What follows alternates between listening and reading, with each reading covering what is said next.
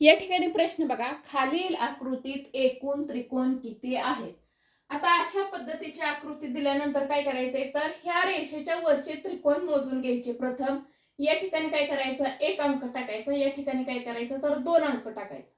त्यानंतर काय करूया, आपण या रेषेच्या खालील त्रिकोण मोजूयात. मग या ठिकाणी 1 2 3 आणि 4 असे अंक टाकून घेऊया. मग या अंकांची काय होईल, तर बेरीज होईल.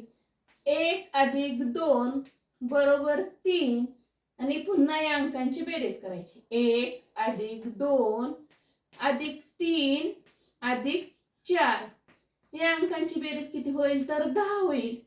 पुन्हा काय करायचं, तर 10 अधिक 3 बरोबर 13. म्हणजे या आकृतीमध्ये किती त्रिकोण येतील, 13 त्रिकोण येतील. म्हणजेच पर्याय क्रमांक 2 हे काय होईल, या प्रश्नाचं उत्तर येईल.